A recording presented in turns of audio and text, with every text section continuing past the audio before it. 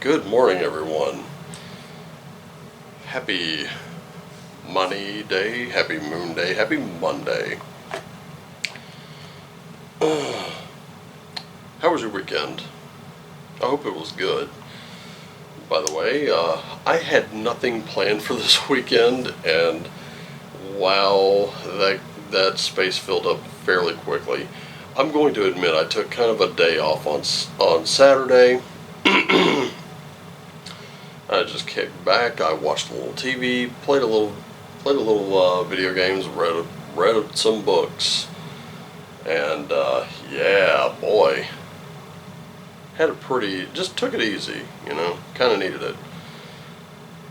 Then Sunday came along, and I appeared on yet another podcast. So I was on the Weaving Spiders podcast, which I told you I was probably going to be there Saturday night. I was there for a little while. We talked about a lot of different things. Talked about the Georgia Guidestones, talked about tabletop RPGs, we talked about all kinds of stuff, numerology, astrology, just about everything under the sun. We just call it weaving, and that's what we did, we weaved. Then, yesterday, I got to join in a panel discussion on the T-Shirted Historians podcast, live, by the way, with Joe from Biggest Geekus, and we discussed a potential drive-through RPG.com alternative. And so far, the news is looking pretty good. And that's all I'll really say about it. You can catch the recasts of those. I'm certain they're posted by now. I don't know about the Weaving Spiders podcast. That's usually a very long podcast. But the T-Shirt Historians podcast on YouTube, you can go check that out. And do us all a favor. Like, share, subscribe, and all that good stuff. To all of us. Me, T-Shirted Historian, Biggest Geekus, Weaving Spiders, all of us. And the Great Horn Pagans channel is also on YouTube. So, I'll probably link those in tomorrow's video. I've got a few other things to do, because last night I actually wrote an adventure for 10 candles. It's a very short, it's actually a short 11 pages, but I'm looking to pare it down, so I need to get that reformatted and sent to Moots. Moots wants to have a look at it and proofread it and possibly add a few things, maybe take out some things, who knows.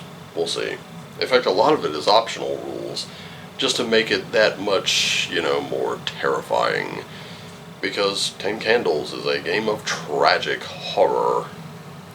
It is not Cradle School. Okay?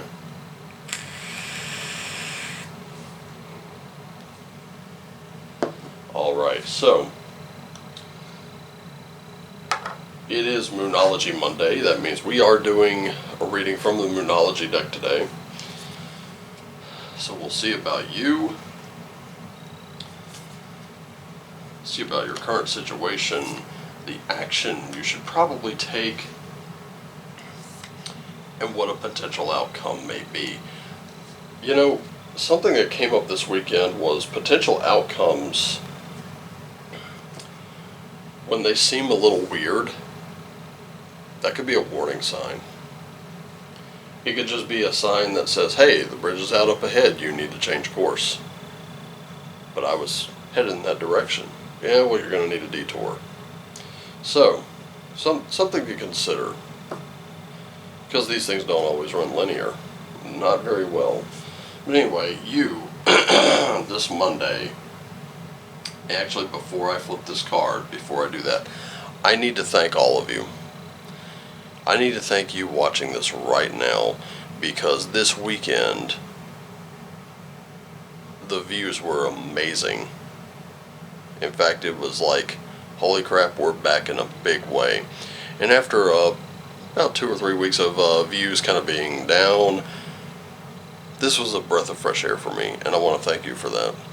Again, I would do it for an audience of 2. I would do it for an audience of 1. I'd do it just to do it.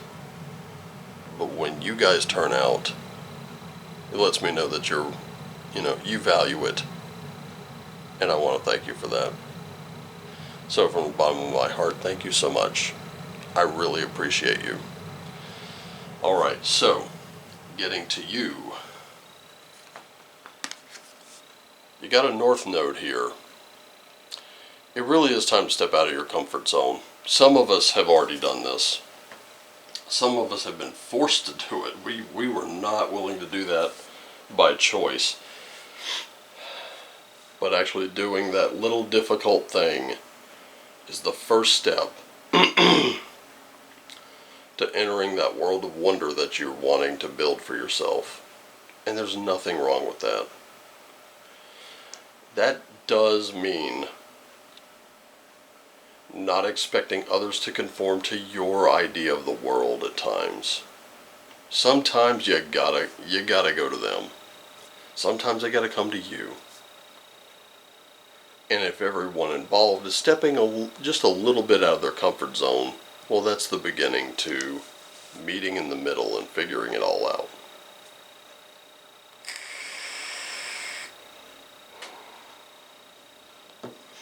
Stepping out of your comfort zone means reading that book you'd rather not. It means doing that thing you'd rather not do. Sometimes it even means saying that thing you'd rather not say.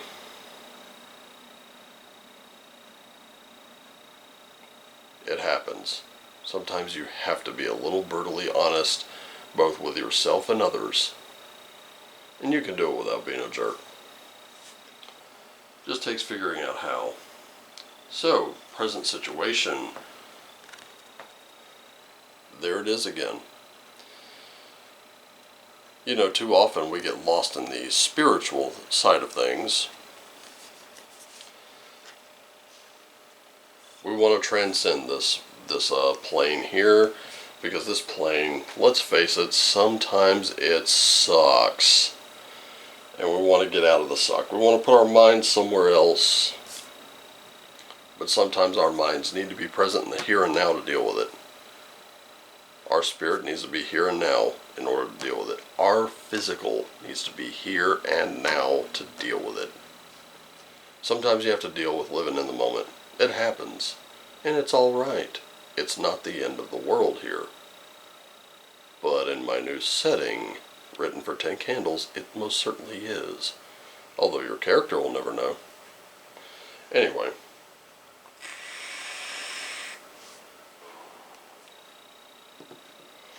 The lessons you learn spiritually need to be carried out into the real world. And they need to be done so in a practical manner. So while everything is, unicorns and rainbows and glitter in your mind and your spirit, guess what? It might just be total swamp in the real world. You gotta bring your light into an otherwise dark world, because you may need to guide someone else. The action that you should take. Definitely don't let pride get in the way. What this means is it means knowing your limits. Sometimes it does mean overcoming them. That's stepping out of your comfort zone.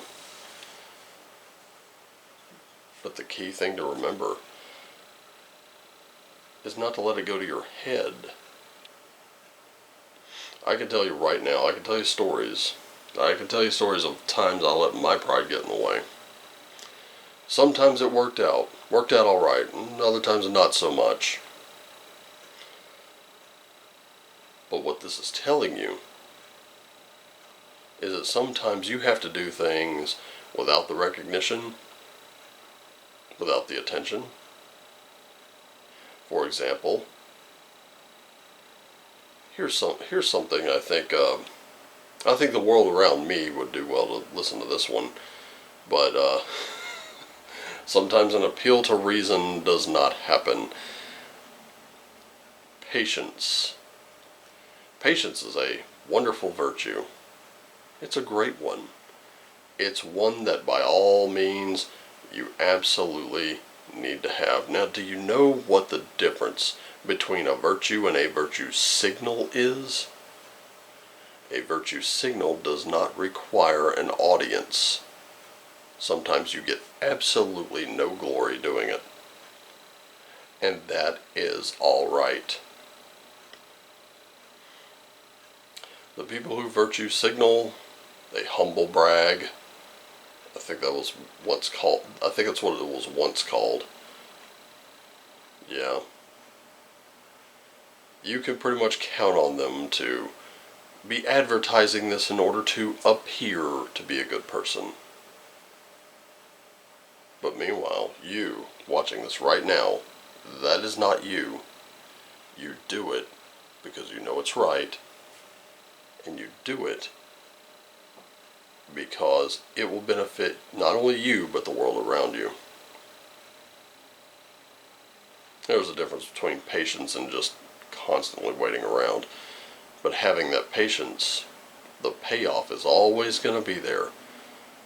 And it's not going to come in the form of recognition sometimes. And you have to be okay with that. Remember, right now, you have to carry your spiritual teachings into a world that is just not ready for them. You're having to get out of your comfort zone, but you're going to have to lead more by example here. And potential outcome, if you look at the bigger picture, you will either do one of two things. You will realize just how small you really are. As a matter of fact, someone posted this to Twitter. It was a photo, and they were given relative size of the planets to the sun. So the sun is this huge thing right here. And then there are other planets, and it shows Earth, and it is this tiny, almost speck compared to the sun. And it says, you live here. Now that'll make you go, oh no, no. Now I really shouldn't do anything. I really shouldn't, because, my contribution will seem so small and so insignificant that it won't matter. Alright, well now you need to zoom in a little bit. Don't think too big, just look at the bigger picture. If I were to give you a 1,000 piece puzzle and you had about 980 of the pieces, could you tell me what that picture was with those 20 pieces missing? I'll bet you could. Though the imperfections are there, you will be able to recognize it. It brings to mind something a past president once said. He said, one person cannot help everyone, but one person can help someone. So, the bigger picture behind all this is that you play a very important and integral role in your daily life right now. And today is the day to do that thing you otherwise wouldn't want to do. And remember, you're not doing it for recognition. You're doing it because you're there to lead by example. You're there to not satisfy your ego. And even if you do, you don't have to call attention to it, because your contribution to a much larger picture is what's at play.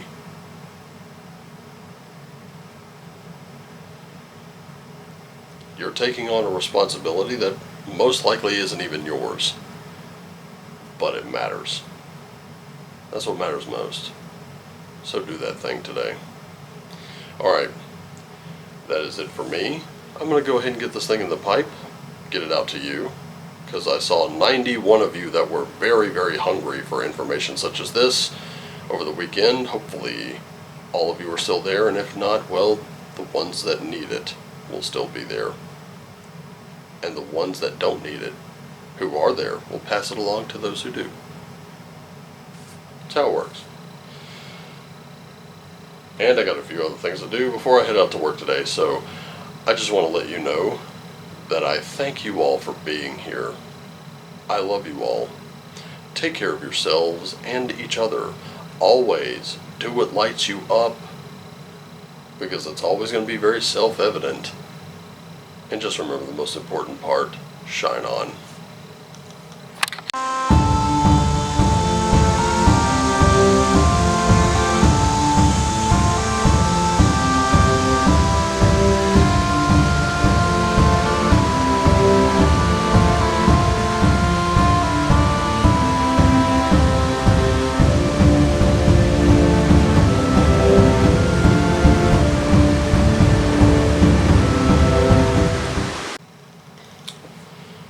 Oh, you're back. Okay, cool.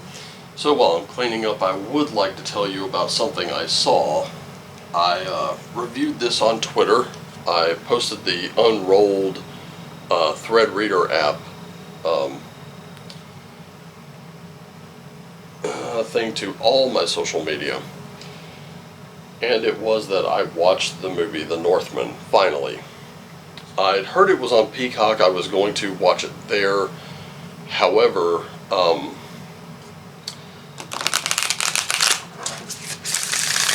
saw it for about $20 on DVD, and I don't really buy new movies anymore, but this one, from all the reviews from others who went to the theater and saw it, they said it was really good, so I was like, you know what,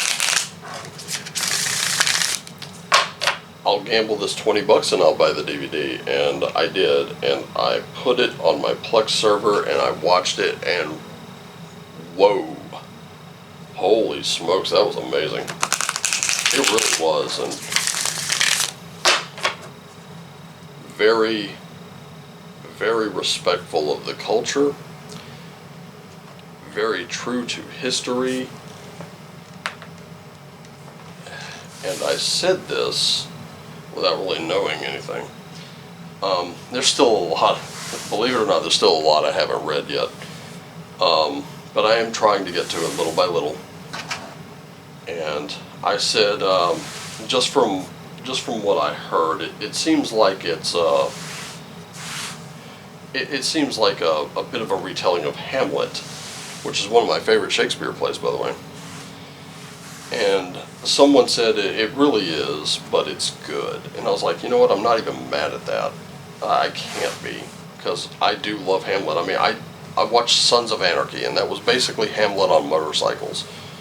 So, couldn't be mad. And then someone piped up that Hamlet was actually based on this story. This was something I had to check out for myself, so I did some digging, and I found out, yes, that's correct. There is the saga of Prince Amleth, which was written by Saxo Grammaticus in the 12th century, possibly rewritten from another text that was written in about the 9th or 10th. Oh yeah, you heard that, no doubt. He's hungry, and it's about 15 minutes away from his feeding time. But anyway, it was based on that, and I have not yet gotten my hands on a copy of that saga, and I'm probably going to try. And I watched this movie and was amazed. The visuals were great. The cinematography is just basically cinematography porn, but not for cinematography porn's sake. The landscapes were absolutely gorgeous, and you see very tight storytelling, a lot of respect for the spiritual source material. And I'm going to say this, if Ethan Hawke had to do any more lines, I'm sure he was going to jack his voice up talking like he did.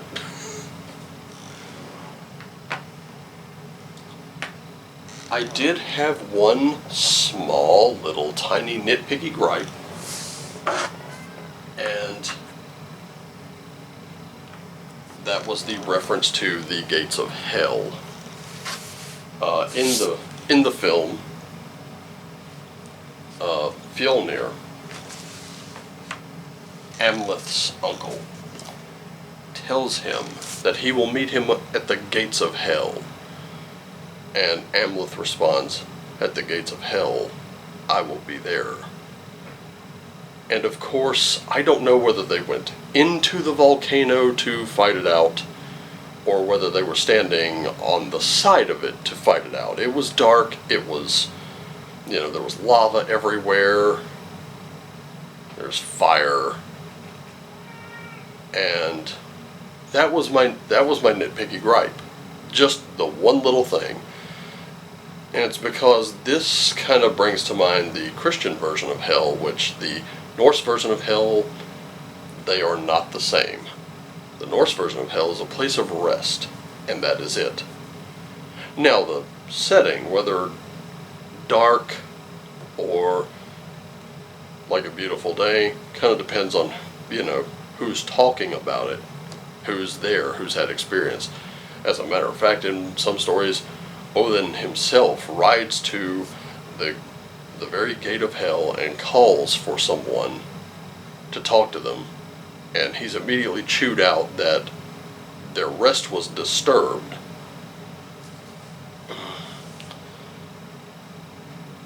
Meanwhile, the Christian hell is fire, brimstone, and much like the inside of that volcano. Or it could be like Dante Alighieri's Inferno. Take your pick. But that was my only nitpick with it, and believe it or not, this film was so good, it did not really take, it didn't take us, if I have to rate it 1 through 10, I gave it a 10 out of 10. I still gave it a 10 out of 10, despite my little nitpicky gripe, because, quite frankly, that little line could be taken any number of ways. And believe me, some friends of mine and I discussed it.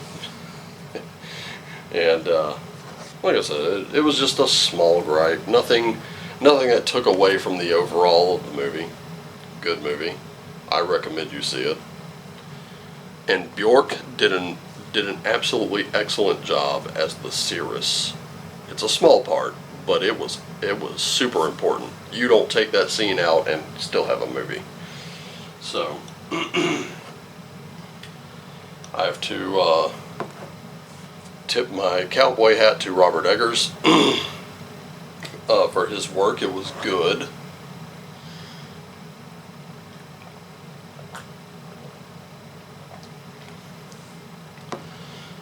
And quite honestly, since he did such a good job with this saga, if he were to do the Hrafnista sagas, the sagas of Frithjof the Bold, the saga of Rolf Kraki, I wouldn't approach it with a cautious optimism like I did this one. I would be full optimistic. And believe it or not, there were little small nitpicky details in this movie, like the Draugr fight that happened. There was one small detail that could have been overlooked and no one else would have noticed, but then there's me, and I'm watching it, and I noticed it. There's also the pronunciation of the gods' names. As a matter of fact, no one said the name Odin. They said Odin. They pronounced them correctly. And that one little detail is something probably no one else would have noticed. But then you got a guy like me, and I did. And I gotta say, Robert Eggers, thumbs up all the way, 10 out of 10, love that movie. I'm glad I bought a copy. The gamble paid off. So, I want to thank Robert Eggers for that movie. It was great. It was wonderful. Anyway, gonna get this in the can, gonna get him fed. So, I'll see you around. Love you guys. Take care.